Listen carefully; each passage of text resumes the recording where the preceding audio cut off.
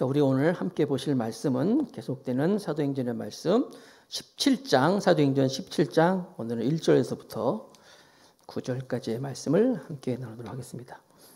사도행전 17장 1절에서부터 9절까지의 말씀을 제가 받들어 봉독하겠습니다.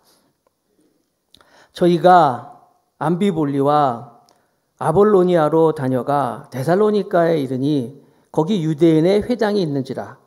바울이 자기의 규례대로 저희에게로 들어가서 새 안식일에 성경을 가지고 강론하며 뜻을 풀어 그리스도가 해를 받고 죽은 자 가운데서 다시 살아야 할 것을 증명하고 이르되 내가 너에게 전하는 이 예수가 곧 그리스도라 하니 그 중에 어떤 사람 곧 경건한 헬라인의 큰 무리와 적지 않은 귀부인도 권함을 받고 바울과 실라를 쫓으나 그러나 유대인들은 시기하여 저자의 어떤 괴악한 사람들을 데리고 떼를 지어 성을 소동케 하여 야손의 집에 달려들어 저희를 백성에게 끌어내려고 찾았으나 발견치 못하매 야손과 및 형제를 끌고 읍장들 앞에 가서 소리질러 가로되 천하를 어지럽게 하던 이 사람들이 여기도 이름에 야손이 드렸도다. 이 사람들이 다 가이사의 명을 거역하여 말하되 다른 임금 곧 예수라 하는 이가 있다 하더이다 하니 우리와 읍장들이 이 말을 듣고 소동하여 야손과 그 나머지 사람들에게 도를 받고 놓으니라. 아멘. 저는 오늘 흔들리지 않는 신앙, 흔들리지 않는 이런 제목으로 말씀을 전하겠습니다. 지금 참 다들 힘들어하고 있죠. 정말 온 나라가 또 전 세계가 코로나19 바이러스로 인해 가지고 참 어려움을 당하고 있어요. 각자의 위치에서 각자의 형편에서 다양하게 사람들이 참 힘들어하고 있는데 이렇게 힘들고 어려울 때 누구를 만나서 같이 이야기를 나누고 또 이런 관계 속에서 힘을 얻을 수 있는데 이렇게 만나지도 못하게 하는 거예요. 사회적인 거리두기다 그래가지고 모임도 못하게 하고 만나지도 못하게 하고 또 우리가 힘들고 어려울 때 항상 교회에 나와서 예배하면서 하나님께 위로받고 하나님 앞에 정말 우리의 마음을 다 쏟아놓고 하면 하나님의 큰 사랑 가운데서 또 회복될 수 있는데 또 이렇게 예배도 못 드리게 하는 거예요. 모이지도 못하게 하니까 이게 뭐 사람들과 거리는 멀어지고 또 하나님께도 이렇게 마치 버림받은 것처럼 참 힘든 상황이 아닐 수가 없습니다. 정말 우리의 상황을 보면 흔들리지 않고는 못 견딜 만큼 상황이 어렵습니다. 이럴 때 우리가 어떻게 해야 될까요? 우리가 어떻게 하면 흔들리지 않는 신앙인으로서 흔들리지 않는 믿음의 사람으로서 우리가 견뎌낼 수 있을까요? 오늘 말씀을 통하여서 오늘 본문 말씀으로 다시 한번 하나님의 뜻과 하나님의 생각과 하나님의 인도하심을 받기를 축복하겠습니다. 첫 번째 우리가 흔들리지 않는 신앙을 갖기 위해서는 하나님이 주시는 비전에 사로잡혀서 살아야 돼요. 하나님이 주시는 비전, 그러니까 내 꿈, 내 소원이 아니라 하나님이 내게 주신 그 꿈이 비전이 우리의 목표가 되고 우리가 그것을 바라볼 때 그것을 바라보는 것을 잃지 않을 때 아무리 상황이 어려워도 우리는 흔들리지 않고 굳건한 믿음으로 나아갈 줄 믿습니다. 사도 바울이 한 사람은 사실 그는 성공이 그의 비전이었어요. 사람들에게 막 유명해지는 것, 사람들이 알아봐 주는 것, 또 그래서 성공하는 것이 그의 꿈이었는데 이 성공 신화에 사로잡혔던 이 사도 바울이 다메섹으로 가는 그 길목에서 예수님을 만났어요. 예수님을 만나고 나서는 그의 삶이 성공 신화를 향하여 가던 그런 비전이 바뀌어버렸어요. 주님이 하나님이 자기에게 주시는 꿈, 비전, 모든 이방의 빛이 되라 이런 말씀으로 그의 꿈이 바뀌어버렸어요.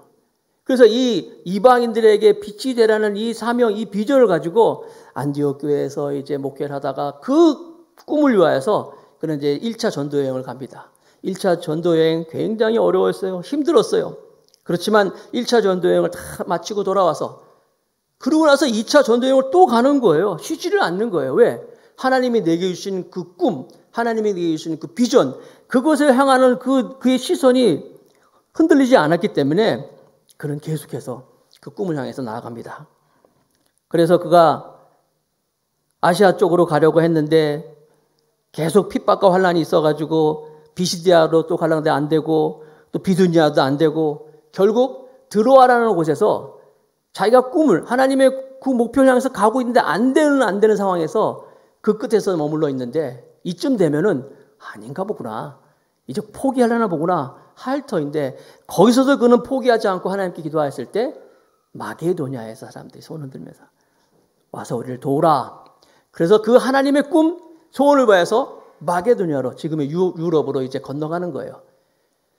그래서 마게도냐 갔을 때 첫 번째 도성이 이제 빌립보라는 성이었는데 빌립보에 가서 그가 또 이제 그 하나님의 꿈을 위하여서 비전을 위해서 복음을 전하였는데 거기서 또 감옥에 가게 되잖아요. 억울한 누명을 뒤집어 쓰고 감옥에 들어가서 매를 맞고 포기할 상황인데도 그는 포기하지 않고 계속해서 그의 꿈을 하나님이 주신 것을 그 자기가 바라보는 하나님의 비전을 대해서 시선을 흐트러지지 않았어요. 지도 한번 보여주세요. 2차 전도여행 이제 지도를 한번 보면 아시겠지만 이제 저 소아시아 아시아 쪽에서 이제 건너서 유럽 쪽으로 건너간 거야. 빌립보에 가서 이제 그곳에서 감옥에 들어가면서까지 그가 이제 복음을 전합니다. 빌립보 감옥 궁금하시죠, 여러분? 제가 그 성지순례 갔을 때 빌립보 그 바울이 들어갔었던 감옥이다라고 추정되는 곳에 이제 가서 이제 구경을 했어요. 조그마한 곳이에요. 우린 지하 감옥인 줄 알았더니 지상 감옥이더라고요. 그림 없습니까? 제가 올려드린 거예요. 저 감옥인데 저쪽 지방이 지진이 많아요, 여러분. 지진이 많아가지고 그래가지고 이렇게 다 막 지하로 가고 라오디게아 그 지역도 제가 20년 전에 갔을 때는 사실 아무것도 없었어요. 아무것도 없고 그냥 나무 한 그룹밖에 없었는데 제가 재작년인가 다시 가보니까 거기 라오디아도 땅을 막 파가지고요. 그 안에 있는 그 유적들을 많이 이렇게 보여주게 되더라고요. 저것도 마찬가지 같아요. 저기 이제 바울이 갇혔던 그 감옥이다라고 이제 가이드가 얘기해주고 그런 곳이구나 하면서 우리가 봤는데 아무튼 바울은 저 빌립보에서 감옥에 갇혔는데 그곳에서도 찬송을 부르면서 하나님의 꿈을 노래했잖아요. 그러니까 감옥 문이 흔들리면서 그가 이제 나오게 됩니다. 그래서 간수가 또 믿게 됐습니다. 그래서 처음에 그 루디아가 믿고 귀신 들린 여인이 믿고 간수도 믿고 이래가지고 거기에 빌립보 교회가 이제 세워집니다. 이쯤 됐으면 됐구나. 이제 교회가 세워졌으니까 됐구나. 멈춰야 할 텐데 그는 멈추지 않았어요. 꿈을 멈추지 않았다는 거예요. 계속해서 자기에게 주신 하나님의 그 꿈, 비전, 이방인의 빛이 되어야 된다. 그 꿈을 바라보면서 계속해서 그는 전진해 나가고 있습니다. 조지 뮤트웍이라는 사람은 이런 이야기를 했습니다. 비전을 상실할 때 인간은 죽어가기 시작한다. 대단하죠. 꿈을 잃어버리면 인간은 죽어가기 시작한다. 잠언에도 있는 말씀인 것처럼 꿈이 없는 백성은 방자히 행한다. 망할 일만 골라서 한다는 거예요. 다시 한번 우리가 흔들리지 않는 신앙이 되기 위해서 하나님이 내게 주신 꿈이 무엇인지, 하나님이 내게 보여주신 하나님의 사명이 무엇인지 깊게 바라보면서 나아가는 우리 모두가 되길 바라겠습니다. 그래서 바울과 실라는 그 빌립보에서 160km가 떨어져 있는 데살로니가라는 곳으로 이제 갑니다. 데살로니가로 가면서 이제 빌립보를 떠나서 데살로니가로 가면서 많은 생각이 있었겠죠. 아무런 것도 없이 내가 빌립보에 왔을 때 하나님께서 루디아를 만나게 해주신 것, 또 거기서 귀신 들린 여인이 자기를 방해하여서 그 여인을 고쳐줬을 때 오히려 그 일로 인해 가지고 곤란한 일 당하고 이제 감옥에도 들어가고 매를 맞고, 그런데 하나님께서 감옥을 막 흔들으셔가지고 착고가 다 풀리게 하셔서 나오게 하시고, 또 거기서 또 간수가 또 믿게 하고, 뭐 이런 일들, 이런 것들이 다 아마 생각됐을 거예요. 그러나 그것을 다 뒤로 하고 다시 또 하나님의 그 주신 꿈, 하나님의 비전을 향해서 데살로니가를 향해서 갑니다. 거기서 누가 자기를 기다리고 있는 것도 아니에요. 그를 초청하지도 않았어요. 또 그가 가는 길이 꽃길이 아니잖아요. 어떤 어려움을 당할지도 모르고 또 생존에 의해서 어떤 위협을 당할지도 모르는데 그럼에도 불구하고 바울은 가는 거예요. 흔들리지 않고 가는 거예요. 왜? 비전이 있으니까, 꿈이 있으니까. 우리가 많이 부르는 노래 중에 이런 노래가 있습니다. 너의 가는 길에 주의 평강이 있으리, 평강의 왕 함께 하시니, 너의 걸음 주 인도하시리, 너는 주의 길 예비케 되리. 그런 거예요. 너의 가는 길에 주의 평강이 있을 것이다. 아무리 어려운 환경이 있고 어려운 것이 있는다 할지라도 바울은 하나님이 내게 주신 꿈이 있기에 하나님이 내게 주신 사명이 있기 때문에 흔들리지 않고 그는 가고 있는 거예요. 자, 가서 이제 데살로니가에서 그에게 무슨 일이 생기는가 함께 말씀으로 들어갑니다. 사도행전 17장 1절 2절 본문입니다. 저희가 암비볼리와 아볼로니아로 다녀가 데살로니가에 이르니 거기 유대인의 회당이 있는지라 바울이 자기의 규례대로 저희에게로 들어가서 새 안식일에 성경을 가지고 강론하며. 자, 데살로니가는요, 이 지역인 이름인데 지금도 있습니다. 지금도 현존하는 그 도시가 있는데 거기는 이제 살로니카, 지금은 살로니카라는 그 도시 이름을 가지고 있는데 데살로니카는 기원전 315년에 그 카산드로스, 카스텔이라는 사람인데 마케도니아, 이 지역이 지금 마케도니아잖아요. 마케도니아의 왕이 있는데 이 왕이 자기 부인 이름 데살로니카, 자기 부인 이름을 따가지고 이제 그 신도시를 건설하고 나서 지금 같은 도시를 건설하고 데살로니카 건설에 자기 부인 이름을 따가지고 데살로니카라고 이름을 줬어요. 마게도냐의 중심 도시입니다. 저기가. 그러니까 이제 그리스에는 그 위쪽이 마게도냐고 밑쪽이 이제 아가야라는 지역인데 아가야에는 대표적인 그 아테네라는 그런 큰 도시가 있고 위쪽에는 이 마게도니아는 그러니까 그리스의 두 번째로 큰 도시가 바로 이 데살로니카라는 지역입니다. 당시에 데살로니카 대부분의 사람들이 그리스 사람들이었습니다. 그리고 상당수의 또 유대인도 있었고 로마 사람도 있었고 다른 민족들이 있었습니다. 소아시아와 유럽의 교차점에 있는 큰 도시인 데살로니카는 그리스 철학이 뿌리를 내리고 있었고 또 군사 상업 도시였습니다. 그리고 유명한 항구 도시예요. 지금도 그 살로니카라고 가보면 우리나라 그 부산처럼 큰 항구예요. 항구 도시를 이루고 있습니다. 온천도 많고 또 휴양지로도 알려진 곳입니다. 자, 바울이 이제 빌립보에서 이 데살로니카로 가서 제일 먼저 그는 회당을 찾았다라고 나와 있어요. 회당이 또 있었어요. 자, 회당이 있었다는 게 뭡니까? 유대인들이 있었다는 거예요. 빌립보에는 없었죠? 빌립보에는 회당이 없었기 때문에 강가에 가서 그까지 경건 시간을 위해서 기도했는데 데살로니카에는 회당이 있었다. 회당이 있었다는 게는 유대인들이 살고 있었구나라는 걸 알 수 있어요. 그 유대인들 회당에 가서 그러니까 이 회당이 지금 우리가 생각할 때 그냥 하나의 성전성으로 생각하지 마시고 당시 유대인들이 모이는 어떤 커뮤니티 공동체라고 생각할 수 있어요. 지금도 우리 한국 사람들이 외국에 나가면 한인 교회들이 있는데 그 한인 교회들이 그 기독교 교회만이 아니라 어떤 자기들의 펠로우십, 커뮤니티로 모이잖아요. 거기서 모여서 정보도 나누고 또 서로 또 그 펠로우십도 하고 하는데 그런 것처럼 당시의 회당은 유대인들이 그런 역할을 했던 곳이었습니다. 거기에서 바울은 오늘 성경에 보니까 새 안식일을 일주일에 한 번씩 안식이잖아요. 새 안식일 3주 동안 거기서 있는 것처럼 성경을 강론했다라고 말하고 있어요. 사실 바울은 이방인들을 대상으로 하나님께서 이방인의 빛이 되라고 말씀하셨지만 그래도 그의 마음속에 늘 유대인들에 대한 애정이 있었어요. 그래서 제일 먼저 회당을 찾았잖아요. 회당을 찾아서 유대인들을 향하여서 항상 복음을 먼저 전하면서 그래서 또 다른 이방인들까지 이렇게 그의 사명을 감당했었죠.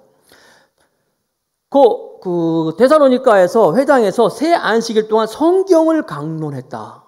그렇죠, 여러분? 물론 복음이 예수 그리스도인데 그 예수 그리스도를 어떻게 증거했냐면 성경을 통하여서 강론했다는 거예요. 사람을 변화시키는 것. 복음은 하나님의 말씀이에요. 말씀을 통하여서 세상이 또 변화되고 말씀을 통하여서 또 하나님의 능력이 나타나는 걸 믿으시기 바랍니다. 히브리서 4장 12절 말씀이 있습니다. 하나님의 말씀은 살았고 운동력이 있어 좌우의 날선 어떤 검보다도 예리하여 혼과 영과 및 관절과 골수를 찔러 쪼개기까지 하며 또 마음의 생각과 뜻을 감찰하나니. 하나님의 말씀이 이만큼 소중한 거예요. 좀 아쉽게 우리가 성경 몇 잡기 요즘 못하잖아요. 예배밖에 못 드리고 있는데 참 하나님 말씀에 대한 우리가 사모함, 하나님 말씀에 대한 갈급함 이런 것이 가득해서 늘 말씀을 가까이 하고 말씀을 일단 많이 듣고 또 많이 읽고 또 많이 또 암송도 하고 연구도 하고 하여서 하나님의 능력이 우리 가운데 넘쳐나기를 축복하겠습니다. 데살로니가에서 3주 동안 바울이 말씀을 강론하는데 데살로니가의 사람들은 마치 메마른 가뭄의 단비처럼 말씀이 선포될 때 그걸 쭉쭉쭉 다 받아들였어요. 놀라운 부흥이 그 가운데 있었던 거예요. 나는 우리 더감사교회 성도들이 비록 이렇게 함께 모여서 예배는 못하지만 정말 하나님의 말씀을 가까이 하는 것을 게을리하지 않고 하나님의 말씀을 먹고 하나님의 말씀을 읽고 이런 일들에 열심히이기를 축복합니다. 이게 건강한 사람들이에요. 그리고 하나님 말씀을 가까이 하고 말씀을 먹는 것이 우리가 흔들리지 않는 신앙의 비결이라는 거예요. 주부들이 집에서 음식을 맛있게 잘 장만해가지고 손님을 초대했는데 손님이 와가지고 나 별로 시장기가 없는데 배가 안 고픈데 이러면 얼마나 밥맛이 없는데 이러면 진짜 얼마나 밥맛 없어요. 그렇죠? 여러분 우리가 하나님의 말씀에 대한 갈급함이 없으면 이 말씀에 대한 이런 사모함이 없으면 우리 흔들릴 수밖에 없어요. 흔들리는 거예요. 건강한 사람의 특징은 식욕이 있잖아요. 잘 먹잖아요. 병든 사람의 특징은 뭘 먹지를 않으려고 그래요. 밥맛도 없고 입맛도 없고. 여러분 우리가 하나님 말씀에 대한 갈급함을 가지고 날마다 하나님의 말씀을 가까이 하는 우리 모두가 되길 축복하겠습니다. 모임은 없지만 그래도 여러분들이 스스로 열심히 잘 먹을 수 있어야 돼요. 그리고 여러분 우리 교회에서 이렇게 유튜브로 실시간으로 보내주는 이유가 뭐예요? 비록 우리가 예배를 함께 모여서 못하지만 함께 밥 먹자는 거 아니에요. 같이 밥 먹자는 거 아니에요. 우리 다른 곳에 가서 다른 집 가서 먹지 말고 우리가 같이 먹자. 비록 먹을 게 말이에요. 많지 않더라도 우리 한 집안이 같이 모여서 먹으면 좋잖아요. 집에서 먹는 그런 것처럼 같이 예배하자. 말씀을 가까이 하자. 늘 여러분들이 항상 하나님의 말씀을 가까이 하기를 축복합니다. 말씀에 대한 기갈이 있었어요. 이 데살로니가 사람들. 자, 계속해서 봅니다. 사도행전 17장 3절 말씀에 보니까 뜻을 풀어 이제 바울이 그 성경을 강론하면서 내용을 얘기하는 거예요. 뜻을 풀어 그리스도가 해를 받고 죽은 자 가운데서 다시 살아야 할 것을 증명하고 이르되 내가 너에게 전하는 이 예수가 곧 그리스도라 하니. 자, 바울이 3주 동안 하나님의 말씀을 이렇게 강론하였는데 강론하면서 그 말씀, 하나님의 말씀의 핵심적인 거, 그가 전하고 싶은 것은 바로 복음, 그리스도라는 거예요. 사도 바울은 유대주의자입니다. 바리새인이었어요. 성경을 탈탈탈탈 외우는 사람이었어요. 다 알고 있는 사람이었어요. 그래서 하나님의 말씀을 전합니다. 전하는데 그 말씀만 전하는 것이 아니라 이 말씀이 얘기하고 있는 것이 무엇인가의 핵심을 얘기하고 있는 거예요. 구약 성경은 뭡니까? 나타날 예수님에 대해서 얘기한 거 아니에요? 구약 성경은. 그리고 물론 이 당시에는 아직 신약 성경이 완성되지 않았지만 바울은 그 구약 성경을 가지고 그 구약이 말하는 예수 그리스도 메시아는 바로 예수 그리스도라고 강하게 담대하고 있는 거예요. 여러분, 예수님에 대한 직접적인 예언이 구약 성경에 보면 직접적인 예언이 60개 정도 있고 간접적인 예언이 270개 정도 있어요. 그러니까 여러분 400여 개 가까이 예수님에 대해서 막 이 성경이 말씀하고 있는 거예요. 그리고 그 예언된 그 말씀이 실제로 이루어진 것이 또 신약 성경이잖아요. 그 말씀이 다 이루어지는 것. 놀라운 예수 그리스도의 말씀이 이 성경 전체에 대해서 얘기하고 있는 거예요. 복음은 그래서 예수 그리스도입니다. 놀라운 말씀 하나 읽어드릴까요? 골로새서 1장 15절 16절 말씀해 보니까 골로새서 1장 15절 16절 그는 보이지 아니하시는 하나님의 형상이요 모든 창조물보다 먼저 나신 자니 만물이 그에게 창조되되 하늘과 땅에서 보이는 것들과 보이지 않는 것들과 혹은 보좌들이나 주관들이나 정사들이나 권세들이나 만물이 다 그로 말미암고 그를 위하여 창조되었고.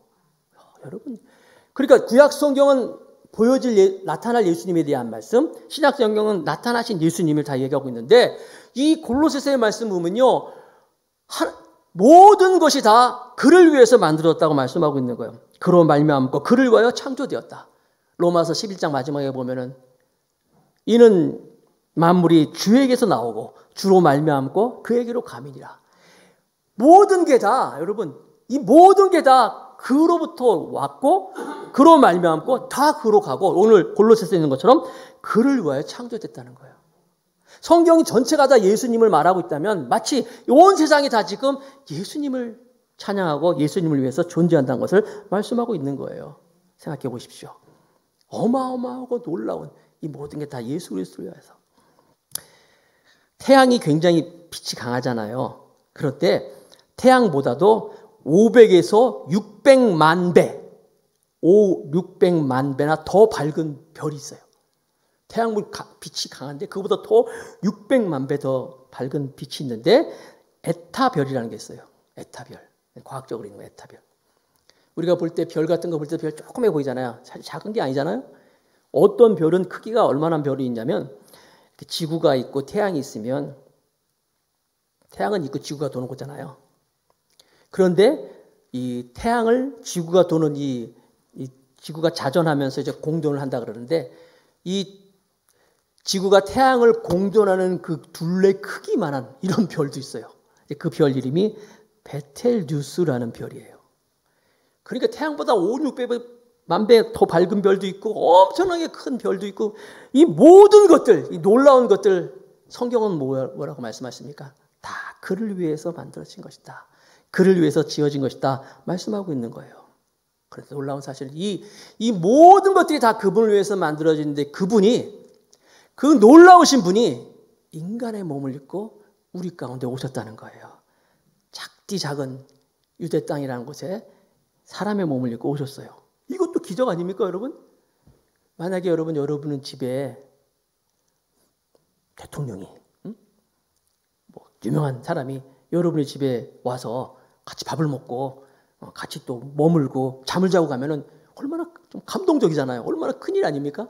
얼마 전에 우리가 교회가 있는 이 지역에 그 구청장님, 계양구청장님이 오셔가지고 만나 뵙고 이렇게 또 이야기할 수 있는 시간이 있었고 또 구청장님이 이렇게 해가지고 하여튼 여러 사연이 있어가지고 뭐 그러니 딴 사연이 아니라 우리 김미혁 권사님이 모범 시민상을 탔어요. 그래가지고 수상하는 시간이 있어가지고 제가 축하하러 가가지고 이렇게 만나고 또 같이 식사도 하고 그랬었는데 여러분 어떤 유명한 분이 여러분이 집에 와서 같이 밥 먹고 같이 잠자고 가면은 얼마나 그게 감동적이고 얼마나 큰 일이에요. 기쁜 일이 아닙니까? 근데 그것과 비교할 수 없는 아까 제가 말씀드린 모든 만물이 다 그분을 위해서 만들어진 그분이 이 땅에 오셔서 우리 가운데 오셔서 인간의 몸을 입고 죽으셨다는 거예요. 그것을 성경은 지금 말씀하고 있는데 예수님이 탄생하기 700년 전에 이사야 선지자는 예수님이 동정녀의 몸에서 태어날 것을 이미 예언하고 있었어요. 사도행전 이사야 7장 14절 그러므로 주께서 친히 징조로 너에게 주실 것이라 보라 처녀가 잉태하여 아들을 낳을 것이요 그 이름은 임마누엘이라 하리라. 정확하게 나타나실 그분에 대해서 말씀하고 있는 거예요. 미가 선지자는 예수님이 탄생할 곳이 베들레헴이다라고 꼭 찍어서도 예언하고 있어요. 미가 5장 2절 베들레헴 에브라다야 너는 유다 족속 중에 작을지라도 이스라엘을 다스릴 자가 네개에서 네개로 나올 것이다. 그의 근본은 상고의 태초이니라. 그 어마어마하신 모든 만물이 다 그분을 위해서 만들어진 그분이 이 땅에 처녀의 몸으로 탄생할 것이다. 베들레헴에서 탄생할 것이다. 그걸 이렇게 말씀하고 있는 거예요. 예언하고 있는 거예요. 놀라운 거 아닙니까, 여러분?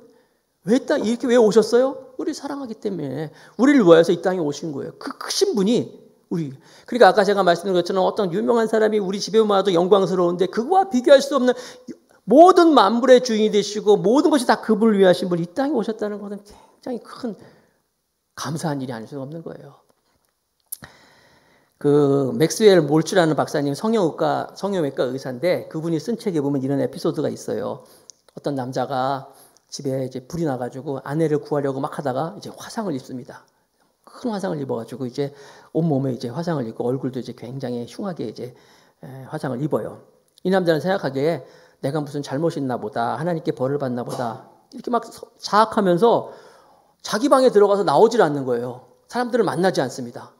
심지어 가족들도 안 만나요. 그래가지고 먹을 게 있으면 문 앞에 두고 가라 그러고. 그러니까 가족들이 이 아빠를 보고 싶어도 이 아내가 남편을 보고 싶어도 철저하게 못 들어오게 하는 거예요. 막는 거예요. 스스로. 자학하면서 폐쇄적인 삶을 사는 거예요. 이 맥스웰 몰츠 박사님을 찾아와가지고 아내가 얘기하는 겁니다. 선생님, 내 남편이 지금 이렇게 가족도 다 거부하고 저도 거부하는데 어떻게 좀 이렇게 좀 만날 수 있는, 이렇게 마음을 열 수 있는 방법이 없습니까? 이런저런 얘기하다가 이 아내가 그러는 거예요. 이 성형외과 의사인데 저도 얼굴을 좀 흉하게 좀 만들어주세요. 저도 흉한 얼굴이 돼가지고 남편에게 가서 만나고 싶습니다. 그런 얘기까지 하는 거예요. 그래서 이 맥스웰 몰츠 박사님이 이 남편을 찾아갑니다. 그래서 문을 톡 두들기죠. 아무개 선생님 문 좀 열어주세요. 제가 좀 들어가 보겠습니다. 저는 성형외과 의사이기 때문에 당신을 좀 도와드릴 수 있어요. 문을 안 여는 거예요. 지금 당신을 위해서 많은 사람들이 좀 마음을 쓰고 있는데 좀 열어주시면 안 되겠습니까? 제가 도와드릴게요. 안 여는 거예요. 그러니까 이 몰주 박사님이 드디어 얘기를 하는 거예요. 지금 당신 아내가 나한테 무슨 얘기인지 아십니까? 자기 얼굴을 다 흉측스럽게 흉하게 만들어달라고 주문을 했어요. 왠지 아세요? 당신을 만나고 싶어서 당신처럼 더 흉한 얼굴로 만들어서 당신에게 가겠다고 합니다. 아셔요? 그랬어요. 그러니까 잠시 후에 이 방문이 열리면서 이제 남편이 문을 열었다고 합니다. 그러니까 이 남편의 이 두꺼운 이 자학의 상자를 누가 열었습니까? 이 아내의 자기 얼굴까지도 이렇게 상처를 입히면서까지 남편을 만나겠다는 이 마음이, 이 사랑이 결국 그 문을 열게 했다는 거예요. 예수님이 이 땅에 오신 것은 그냥 구세주로만 오신 정도가 아니라 마치 우리들의 이 일그러지는 얼굴 모습을 하고 이 상처를 똑같이 이 땅에 오셨다는 거예요. 왜? 우리 사랑하시니까. 우리 구원하기 위해서, 우리 살리기 위해서 이 땅에 오셨어요. 찬송 있잖아요. 그래서요. 날 사랑하심, 날 사랑하심, 날 사랑하심 성경에 써있네. 예수님이 그 만유의 주가 되시는 모든 만물의 주인 되신 그분이 이 땅에 오셨어요. 오셔서 그냥 오신 것만으로 끝난 것이 아니죠. 죽으시면 끝난 것이 아니었어요. 살아나셨잖아요. 예언대로 살아나셨어요. 그래서 여러분 구세주가 되시고 전능하신 하나님이 되신 거예요. 그 예수님을 경험한 이 바울은, 그 예수님을 알고 있는 바울은 그것을 그대로 데살로니가 사람들에게 얘기하는 거예요. 구약 성경에서 얘기하는 이 예수 그리스도, 얘기하는 이 메시아가 바로 예수 그리스도라 전하고 있는 거예요. 왜냐하면 자기가 만났기 때문에, 경험했기 때문에 담대하게 데살로니가 사람들에게 증거하고 있는 거예요. 경험한 사람하고 듣고만 사람하고는 차이가 분명히 있습니다. 만나본 사람하고 그냥 알고 있는 사람하고는 분명한 차이가 있어요. 제가 대학교 1학년 때인가요? 그때 그 당시에 뷔페 레스토랑이 막 유행할 때였어요. 뷔페 레스토랑. 근데 무슨 기회가 있어가지고 뷔페를 이제 가게 됐는데, 가기 전에 얼마나 제가 지금 떨렸는지 몰라요. 한 번도 안 가봤기 때문에 가서 내가 실수하면 어떡하지? 뷔페가 어떤 곳이야? 어디 뭐 나눠 먹는다는데 어떤 곳이야? 한 번도 경험 못했기 때문에. 근데 막상 가봤어요. 가보니까 별거 아니더라고요. 별거 아니더라고요. 여러분 경험한 거하고 경험하지 못했을 때는 차이가 있는 거예요. 예수님을 경험한 사람하고, 예수님을 만난 사람하고, 예수님을 알지 못하는 사람, 그냥 이야기만 듣는 사람하고는 차이가 있는 거예요. 여러분들이 이렇게 말씀을 통하여, 설교를 통해서 듣는 예수님과 내가 직접 경험한 예수님과의 차이는 엄청난 것이 있는 거예요. 호랑이를 본 사람하고 호랑이에 대해 설명하는 사람, 호랑이를 모르면서 설명한 사람하고, 그러니까 호랑이를 만나지 못한 사람하고 또 만나본 사람하고 호랑이에 대해 설명할 때 분명히 차이가 있을 거 아니에요. 그렇죠? 호랑이를 보지 못한 사람은 그냥 표고 같은 것을 본 사람은 그냥 호랑이는 그냥 발톱이 있고 입을 쫙 벌리면 큰 이빨도 있고 또 노란 털에 그냥 까만 줄이 있고 이렇게 설명하겠지만, 만난 사람은 그러겠어요? 어휴, 나는 그때는 생각하면 상상도 하기 싫어. 직접 본 사람은요, 어휴, 그냥 무슨 내가 호랑이를 만났어요. 벌써 얘기가 틀리잖아요. 이게 그런 거예요, 여러분. 우리가 예수님을 만난 사람, 예수님을 접한 사람, 경험한 사람은 복음을 전하는데 확신이 있다는 거예요. 그래서 바울은 데살로니가께 전했어요. 그래서 나중에 바울이 데살로니가에 편지를 쓰는데 그 편지가 데살로니가 전서, 데살로니가 후서인데, 거기에 보면은 바울이 이렇게 복음을 전할 때, 데살로니가에서 복음을 전할 때 자기의 모습이 어땠는지를 이렇게 기록하고 있습니다. 데살로니가 전서 1장 5절. 이는 우리 복음이 말로만 너에게 이른 것이 아니라 오직 능력과 성령과 큰 확신으로 된 것이니 우리가 너희 가운데 너희를 위하여 어떠한 사람이 된 것을 너희는 아는 바와 같으니라. 바울은요, 예수님을 만났고 구약에서 얘기하는 그 메시아가 예수님인 것을 알고 확신했기 때문에 전하는 게 틀렸어요. 능력과 성령과 큰 확신이었다는 거예요. 그것뿐만이 아니죠. 루스드라에서 복음을 전하다가 돌에 맞아 죽었지만 살아난 것도 있었고, 빌립보에서 감옥에 들어간 것도 있었고, 귀신 들려 있는 고쳐낸 것도 있었고, 감옥이 흔들려서 자기가 나온 것도 경험했었고, 간수가 자기 앞에 무릎 꿇고 예수를 믿는 것도 봤기 때문에 예수는 살아계신 하나님이시다라는 것을 담대히 바울은 전하고 있는 거예요. 예수님은 살아계신 하나님이십니다. 이 살아계신 하나님을 경험하고 이 살아계신 하나님을 아는 사람들이 흔들리지 않는 신앙을 갖는 거예요. 오늘날 저와 여러분들이 이런 신앙을 가지고 흔들리지 않는 믿음과 신앙을 생활하기를 축복합니다. 그래서 이 말씀을 들었을 때 데살로니가 사람들의 반응, 사도행전 17장 4절. 사도행전 17장 4절. 그 중에 어떤 사람, 곧 경건한 헬라인의 큰 무리와, 헬라인의 큰 무리, 그러니까 이방인 사람이겠죠. 큰 무리와 적지 않은 귀부인도 권함을 받고 바울과 신라를 쫓으나. 딱 3주였어요. 많이도 안 했어요. 3주 동안 그들과 함께 이 말씀을 강론하면서 그리스도를 증거했더니 데살로니가의 큰 무리, 또 적지 않은 귀부인들이 권함을 받고 나왔다는 거예요. 비전을 향해서 꿈을 가지고 하나님의 말씀을 증거하는 이 바울과 신라를 통하여서 하나님이 역사하십니다. 자, 두 번째로 흔들리지 않는 신앙을 가지려면 우리가 어떻게 할까요? 헛된 마음을 버려야 한다. 헛된 마음을 버리자. 자, 데살로니가 사람들이 그렇게 바울이 전한 말씀을 복음을 받아들였을 때 그들이 어떻게 반응했냐 보면은 복음을 받아들이면서 데살로니가 1장 9절에 저희가 우리에 대하여 스스로 고하기를 우리가 어떻게 너희 가운데 들어간 것과 너희가 어떻게 우상을 버리고 하나님께로 돌아와서 사시고 참되신 하나님을 섬기며 라고 말씀하고 있어요. 데살로니가 사람들은 복음을 접하면서 그들의 믿음이 굳건해지면서 그들이 보여준 것은 우상을 버렸다는 거예요. 헛된 우상을 다 버려버리고, 아까 말씀드린 것처럼 이 데살로니가 지역은 이 헬라 철학이 뿌리 내리고 있던 곳이었는데, 뭐 그런 헛된 것들을 다 버리고 또 하나님께로 돌아왔다. 그래서 하나님께로 돌아왔다. 사람들은 에덴 동산에 쫓겨나면서 말할 수 없는 거부감과 패배감과 열등감에 사로잡혔어요. 에덴 동산에서 죄로 말미암아 그들이 쫓겨나면서부터. 그러나 복음이 그들이 접하니까, 예수님을 믿고 알게 되니까 그들이 가지고 있던 이 패배감, 이 열등감, 이런 거부감을 다 내려놓고 헛된 마음을 다 버리면서 하나님께로 돌아오는 역사가 있었다는 거예요. 헛된 마음을 다 버리고 주께로 돌아왔다. 이것이 바로 우리가 흔들리지 않는 믿음을 가질 수 있는 거예요. 다시 한번 저와 여러분들이 어려운 시기 때 내 마음 가운데서 하나님이 아닌 다른 것들이 있다면 다 버려버리고, 헛된 마음 버리고 나 주님만을 섬기리 찬양하는 것처럼 헛된 마음 다 버리면서 주께로 돌아오는 성도가 되기를 축복합니다. 마지막으로 세 번째, 흔들리지 않는 신앙을 갖기 위해서는 영향력을 끼치는 자로 살아야 한다. 바울이 데살로니가에서 딱 3주 동안만이에요. 3주. 야, 지금 우리가 지금 인터넷으로 예배드리는 이렇게 공예배를 못하는 것이 지금 3주째잖아요. 3주. 딱 3주 동안 바울은 그곳에서 복음을 전했는데, 이 3주 동안 복음을 전하면서 아까 말씀드린 것처럼 큰 무리와 많은 사람들이 주께로 돌아오고 헛된 것을 다 버리고 놀라운 일이 일어났다는 거예요. 바울은 이처럼 데살로니가 교회에서 굉장한 영향력을 끼치는 사람이었어요. 우리가 본문 말씀 살펴보면 알겠지만은 그때 사람들이 또 와가지고 빌립보에서 글을 해야 하던 사람들이 또 와가지고 바울을 막 이제 또 고소하잖아요. 17장 6절에 보니까 천하를 어지럽게 하던 이 사람들이 여기도 이름에 천하를 어지럽게 했다는 거예요. 빌립보에서는 무슨 일이 있었어요? 빌립보에서 바울을 고소할 때는 우리 성을 심히 요란케 하는 사람들이라고 표현하고 있었어요.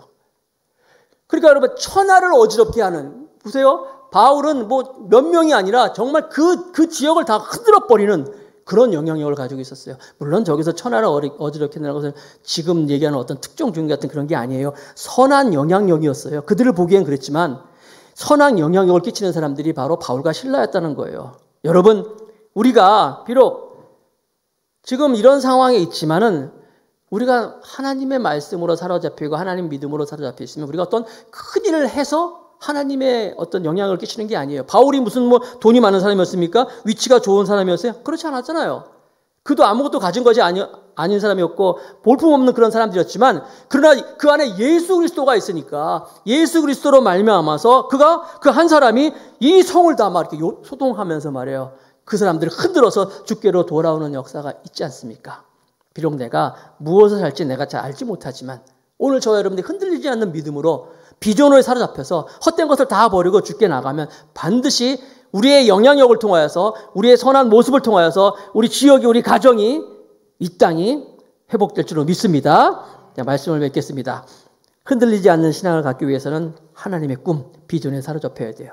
그리고 복음으로 우리가 하나가 되어서 헛된 것들을 다 내버리고 하나님만 바라보면서 그렇게 나아가면 반드시 영향력을 끼치는 리더로 살아갈 줄로 믿습니다.